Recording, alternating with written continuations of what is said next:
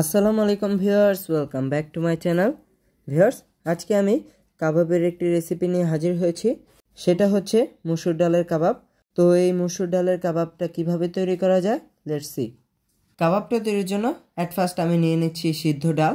ডালটাকে ভিউয়ার্স আমি এমনভাবে সিদ্ধ করেছি যাতে এখানে অল্পও পানি না থাকে, একটুও পানি না থাকে, পুরো শুকনো শুকনো করে সিদ্ধ করেছি। আর কোয়ান্টিটিটা আপনারা আপনাদের মতো অ্যাডজাস্ট করে নেবেন। অ্যান্ড অ্যাড করে নেব এখানে ব্রেড ক্রাম্ব। এটা এখানে আরেকটু শুকনো ভাব আনার জন্য। এখন ভিউয়ার্স এখানে অ্যাড করে নেব কাঁচামরিচ কুচি ও পেঁয়াজ কুচি। পেঁয়াজ অ্যান্ড কাঁচামরিচটাকে আমি খুব ছোট ছোট করে কুচি করে নিয়েছি। অ্যান্ড ভিউয়ার্স অ্যাড করে নেব ধনিয়া পাতা কুচি। আপনারা চাইলে এখানে পুদিনা পাতাও অ্যাড করতে পারেন। এখন ভিউয়ার্স অ্যাড করে নেব লাল মরিচ গুঁড়া, জিরা গুঁড়া ও গরম মশলা গুঁড়া, এটা খুবই অল্প করে। আর দিয়ে দিচ্ছি ধনিয়া গুঁড়া ও হলুদ গুঁড়া। ভিউয়ার্স অ্যাড করে নেব আদা রসুনের পেস্ট, এটাও সামান্যই দিব।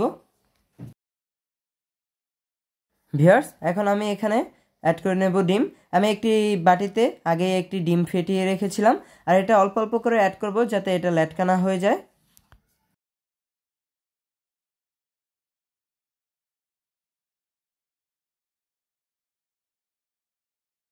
চুলায় একটি প্যান বসিয়ে তেল গরম করে নিয়েছি। এখন আমি এই ডোটা থেকে অল্প অল্প করে নিয়ে কাবাবের শেপ দিয়ে দেন তেলে ছেড়ে দেব। এখন ভিউয়ার্স এটাকে আমি তেলে দিয়ে দিচ্ছি। এভাবে আমি আরও তৈরি করে তেলে দিয়ে দেব। ভিউয়ার্স এই কাবাবটা বানিয়ে যখন কারো সামনে দিবেন তখন সে খেয়ে বুঝতেই পারবে না যে এটা মাংসের নাকি ডালের কাবাব। তো এক প্রকার এটাকে ফাঁকিবাজি কাবাবও বলা যায়। ভিউয়ার্স এটার এক পিঠ ভাজা হয়ে গেছে, এখন আমি উল্টিয়ে দিচ্ছি।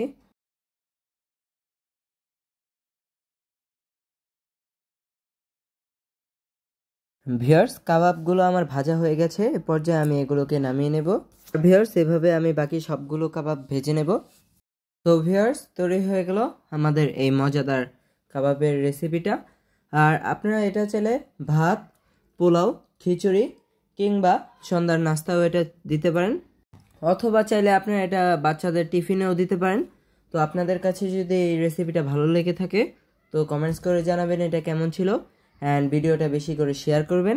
সবাই ভালো থাকবেন, আল্লাহ হাফেজ।